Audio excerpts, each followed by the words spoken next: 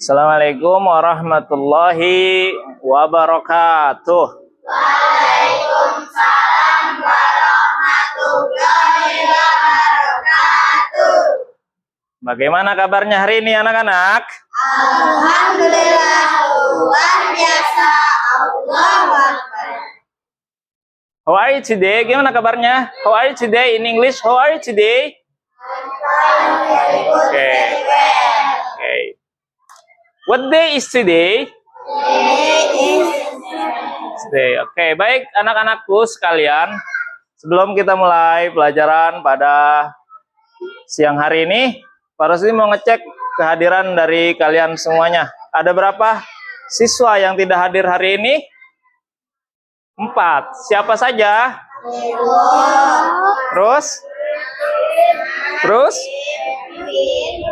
Terus? Udah 4. Oke. Mengapa dia tidak masuk? Mereka tidak masuk mengapa? Sakit? Oke. Ya, semoga yang sakit, yang tidak masuk hari ini, mudah-mudahan oleh Allah Subhanahu wa Ta'ala diberikan kesembuhan sehingga bisa mengikuti kegiatan belajar seperti kita semua. Amin ya Rabbal Alamin. Sebelum Pak Rusdi memulai, mari sama-sama kita membaca doa. Membaca doa dipimpin oleh ketua kelas, Angel. Ya, pimpin doa. Duduk siap membaca doa di dalam hati mulai.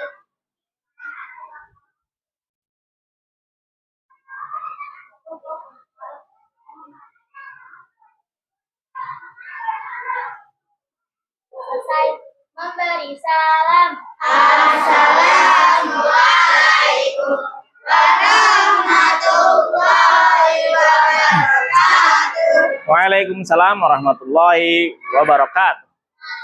Memberi hormat. Selamat siang Pak Rusdi.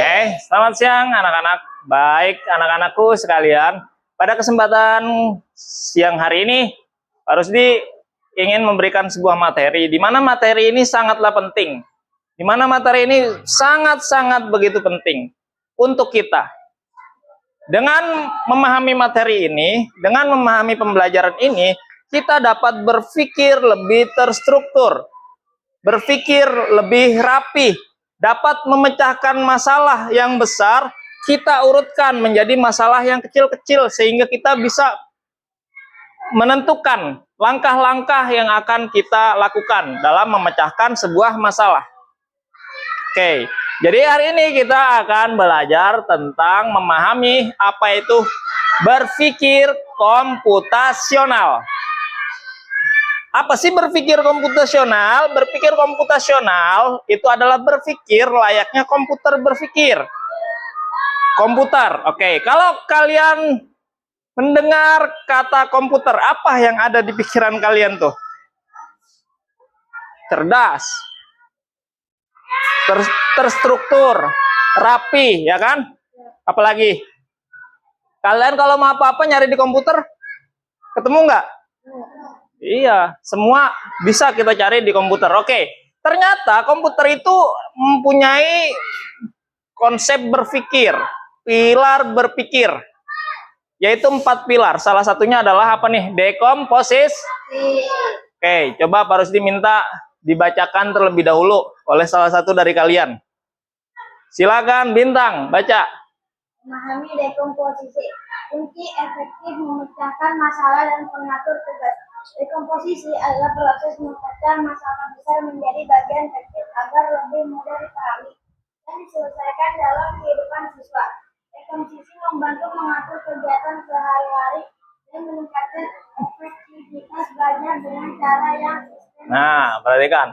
Jadi, anak-anak sekalian, dekomposisi ini itu bukan, kalau kita melihat berpikir komputasional itu bukan cuma sekedar kita belajar lewat komputer, tidak. Tapi ternyata berpikir komputasional itu bisa kita laksanakan, bisa kita terapkan dalam kehidupan sehari-hari. Jadi komputer itu melihat sesuatu itu berdasarkan kehidupan manusia dalam sehari-hari, lalu ia membuat keputusan. Dari masalah yang begitu besar, begitu kompleks, begitu banyak, diurutkan menjadi kecil-kecil. Nah, itu namanya adalah dekomposisi. Contoh, ketika kita sedang ulang tahun, apa yang harus kita persiapkan? Kue pasti. Apalagi? Undangan. Apalagi? Piring. Apalagi? Tempat. Dekorasi. Balon-balon ada nggak balon? Ada. Ya. Dan lain sebagainya. Itu salah satu dari memecah masalah besar yang tadinya ulang tahun tuh apa sih, masih abstrak. Oh, ternyata dipecah langkah-langkahnya sehingga kita mengetahui cara menyusun acara ulang tahun itu dengan seperti itu. Paham ya? Oke, baik. Sekarang sebelum kita mulai, kita ice breaking terlebih dahulu. Semuanya ikutin ya. Jadi kalau kayak gini berarti kalian ikutin. Oke, 1, 2, 3, go. Terlo.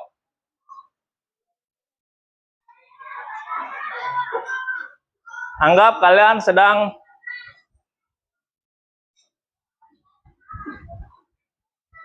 sekarang ganti, ubah.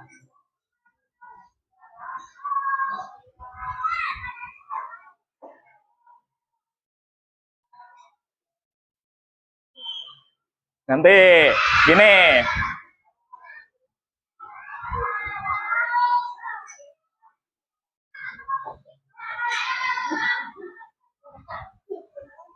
Oke, great. Good job.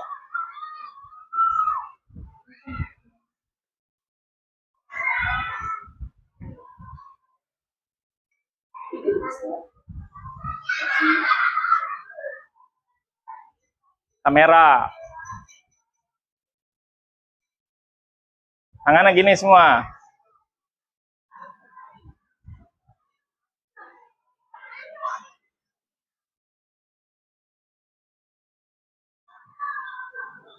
Oke, sulit.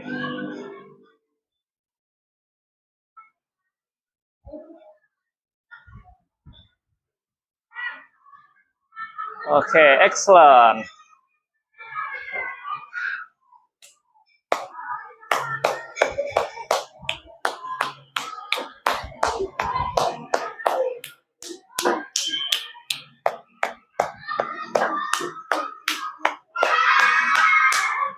Shake it, shake it, shake it, shake it, shake it. Nih pas, nih pas. Nih.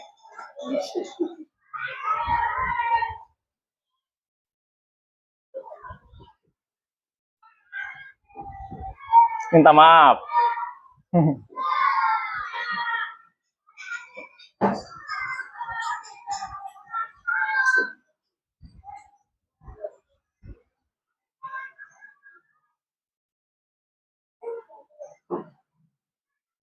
Oke, thank you. Tepuk tangan. Oke. Top, nice. Sekarang kita balik ke pembelajaran. Why? Kenapa kita belajar ini? Kenapa kita mempelajari dekomposisi? Oke, tujuan pembelajaran hari ini adalah yang pertama, kita harus tahu apa sih dekomposisi. Nah, memecah masalah. Ternyata dekomposisi itu memecah masalah. Juga kita harus bisa menjelaskan manfaat-manfaat apa. Kalau kita mengetahui dekomposisi, memahami dekomposisi, mengaplikasikan atau menerapkannya dalam kehidupan sehari-hari, manfaatnya apa aja. Juga kita bisa mengetahui langkah-langkah dekomposisi itu seperti apa.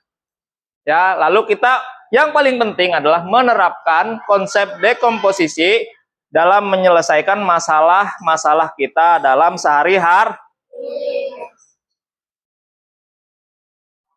Nah, apa sih dekomposisi? Nah, di sini dekomposisi itu adalah proses membagi masalah, ya, atau tugas yang tadinya besar menjadi bagian yang lebih kecil. Contoh, kalian piket enggak setiap hari di sini? Udah ada jadwalnya enggak? Oke. Kalau misalkan kalian disuruh piket kelas, kira-kira apa aja tuh yang harus kalian lakukan? Oke. Pinter. Nyapu lantai, apalagi? Ngepel, apalagi? Mengelap kaca, apalagi? Menghapus papan? Nah, dengan adanya langkah-langkah kecil seperti itu, maka tugas piket itu lebih mudah. Itulah namanya berpikir komputasional dengan menerapkan dekomposisi. Ya, jadi paham ya? Jadi dekomposisi berarti membagi masalah besar menjadi bagian kecil agar lebih mudah dipahami dan diselesaikan secara bertahap.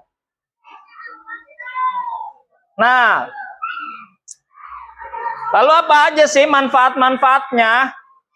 Nih, manfaat-manfaatnya. Yang pertama, coba Angel baca.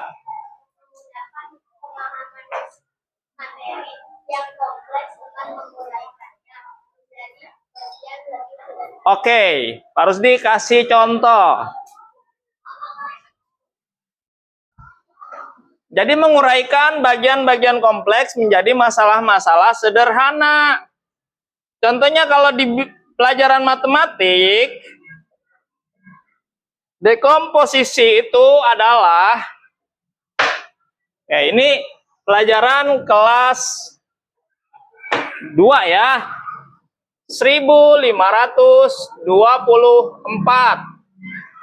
Maka kita urutkan. Satunya itu adalah ribuan, terus ratusan, 1.000-an, 520, dan 4 satuan. Jadi kita mengetahui bahwa dalam bilangan seperti ini itu ada 4 bilangan yang tersusun, yaitu ribuan, ratusan, puluhan, dan 1. Ya, paham ya? Oke. Sekarang selain itu banyak ya, yaitu 1, membantu fokus. Karena kita sudah membagi-bagi bagian itu, maka kita tahu oh apa sih yang harus kita kerjakan. Oh, misalkan saya mau bikin acara Maulidan di rumah, apa aja yang harus dipersiapkan? Undangan. Oh, berarti sebar undangan. Apalagi yang harus dipersiapkan? Makanan. Beli makanan. Apalagi? Ya, uang pasti ya. Uang. Berarti donasi. Cari donasi. Apalagi? Tempat. Tempatnya di mana? Di lapangan. Kalau di lapangan berarti kalau hujan, bakalan kehujan. Berarti antisipasi, berarti beli tenda, bikin tenda. Paham ya? Itu namanya dekomposisi. Dengan kita mengetahui dekomposisi, kita ngelihat sesuatu tuh jadi ringan. Yang tadinya susah, oh kita tahu. Langkah-langkahnya semakin kecil, semakin kecil. Langkah-langkahnya kita tahu. Nah, ini ada 6. Ya. Lanjut.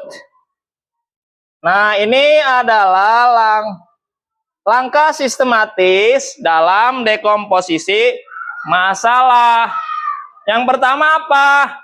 Nih, identifikasi masalah utama. Contoh, kita mau buat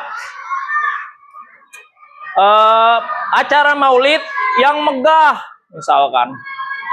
Yang megah. Bagaimana caranya membuat acara yang megah? Itu pertanyaan pertama. Maka kita susun. Oh, berarti misalkan tempatnya harus di lapangan. Kalau di depan rumah sempit, itu nggak megah. Berarti harus di lapang. Kalau di lapangan, berarti apa aja tuh yang harus disiapin? Tenda. Karena takut kehujanan. Berarti harus ada Apalagi? Penceramah. Apalagi? Undang. Apalagi? Makanan. Apalagi? Uang. Udah pasti ya, uang harus itu. Nah, dan lain sebagainya. Dari tadi masalah bagaimana cara kita membuat acara maulid yang megah, maka di sini kita kasih cara-caranya. Nah, setelah itu tiap bagian kita analisis mana dulu nih yang lebih penting. Mana dulu yang lebih diutamakan, tempat, benar. Kalian punya uang banyak, ternyata tempatnya nggak dapat, kira-kira acara maulidnya jadi nggak? Atau kalian buat acara jadi nggak kalau nggak ada tempatnya? Berarti tempat harus diutamakan. Nah, setelah itu baru dah kalian gabungkan hasil dari penyelesaian itu satu-satu, kalian gabungkan sehingga jadilah hasilnya. Paham ya? Jadi dekomposisi, bahasa sederhananya adalah kita dapat mengecilkan masalah yang besar menjadi langkah-langkah kecil. Paham? Paham tidak? Oke, baik. Nah, ternyata dekomposisi itu seperti puzzle. Diibaratkan seperti puzzle, dia akan mengisi puzzle satu dengan yang lainnya, sehingga menjadikan puzzle itu sempurna. Contoh, memasak diibaratkan seperti menyusun potongan puzzle. Setiap bagian proses menyiapkan bahan. Nih, mau masak berarti menyiapin bahan, mencuci, bahannya dicuci, terus memotong bahan, memasak sesuai resep dan menyajikan hasil. Itu sama seperti menyusun puzzle. Nah, dekomposisi dalam memasak, perhatikan. Kita membagi proses memasak menjadi langkah-langkah kecil. Menyiapkan bahan, terus apalagi habis menyiapkan bahan, mencuci bahan, habis itu memotong-motong terus memasak baru bahan siap disajikan. Oke. Nah, contoh di sini. Pak Rusdi buatkan contoh ya dalam dekomposisi. Misalkan Paki ini kepengen bikin buah jus jeruk segar. Lalu bagaimana caranya membuat jus jeruk segar? Nah, disinilah kita pecah masalahnya. Dari yang tadi jus jeruk segar, kita bikin langkah-langkah kecil. Oh, berarti kita harus siapin bahan-bahannya, alat-alatnya apa aja.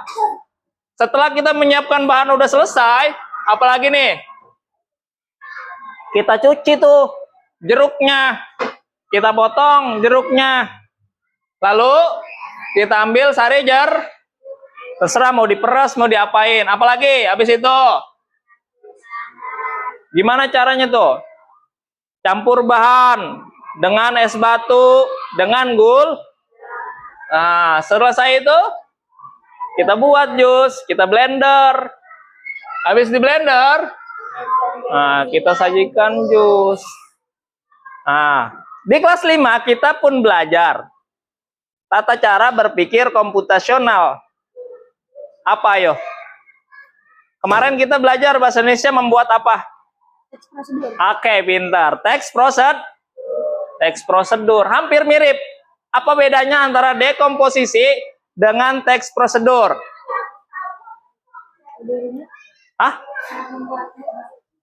Lebih umum.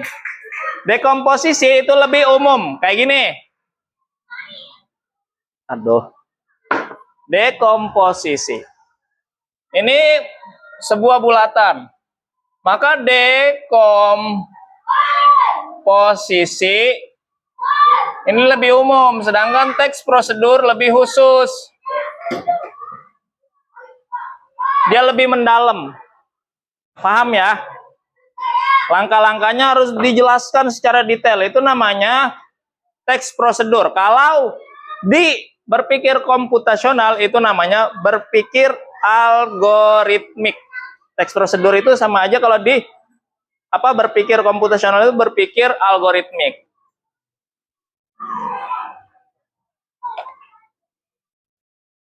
Nah, perhatikan anak-anak. Sekarang tugas kalian adalah ini Pak Rusdi membuatkan tugas untuk kalian. Berarti per baris ini kan ada 4 tugas nih. Berarti per baris membuat 1 tugas, nanti presentasi di depan. Yang pertama adalah mencuci pakaian. Kalian apa aja yang harus dipersiapkan dalam nih, kalian tulis, bikin kelompok, ambil kertas kosong 1, tulis nama kelompoknya. Nah, ini tulis di sini nih. Di kelompoknya, kelompok 1 ini berarti mencuci pakaian. Kelompok 2 ini apa nih? Bagaimana agar bisa sampai ke sekolah tepat waktu? Ini kelompok 2. Kelompok 3 apa, Angel? Belanja di Bagaimana cara membeli kebutuhan dengan benar? Kira-kira kalian bawa duit 2.000 sedangkan jajan kalian 5.000, bener nggak tuh? Berarti salah. Bagaimana caranya? Kalian harus susun langkah-langkahnya. Dan yang keempat, berarti kelompok pojok apa? Kelompok pojok apa? Membersihkan. Baca nggak? Apa? Membersihkan kamar. Oke, bagaimana agar kamar menjadi bersih dan rapi? Silakan kalian buat menggunakan kertas, tulis nama kelompoknya dan tugasnya. Ya, Pak Rusdi kasih waktu 10 menit dari sekarang.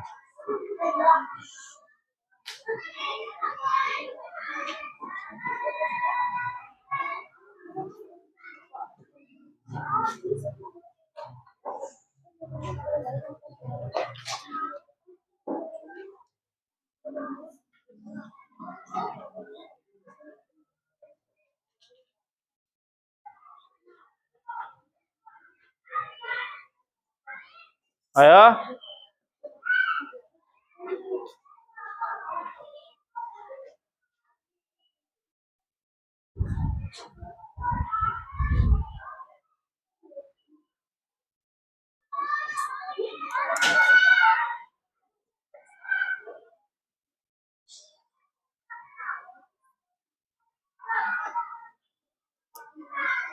Tulis pertanyaannya ya. Tulis pertanyaannya. Ini kan ada nih setiap di bawah ini. Pertanyaan. Kalau mencuci pakaian berarti bagaimana cara mencuci pakaian agar bersih dan wangi? Berarti bukan cuma sekedar mencuci, tapi bagaimana biar wangi. Bagaimana biar tepat waktu. Bagaimana membeli kebutuhan dengan benar. Yang ini bagaimana bersih dan rapi. Seperti itu. Tulis tuh pertanyaannya dulu, baru kalian susun langkah-langkahnya. Ya, nama kelompok 1, 2, 3, 4. Atau nggak apa-apa nggak ditulis. Kan udah ketahuan ya. Berangkat ke sekolah, tugas-tugasnya. Beda-beda.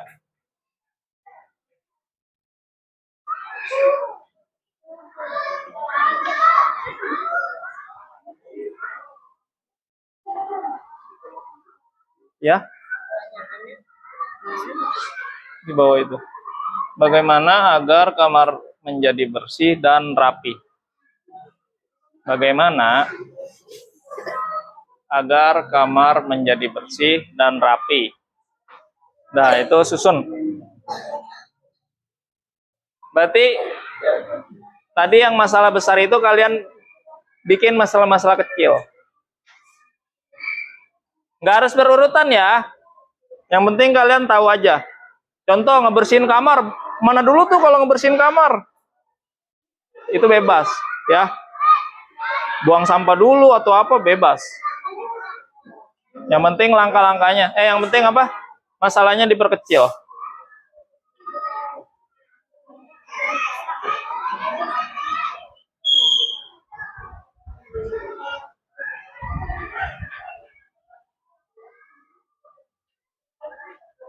Sudah?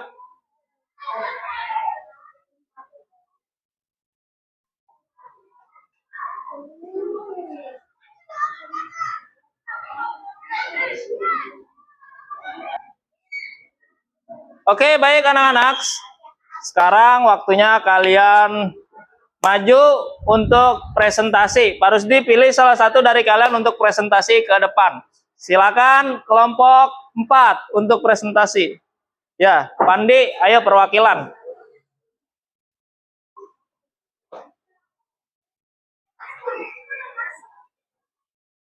Assalamualaikum warahmatullahi wabarakatuh.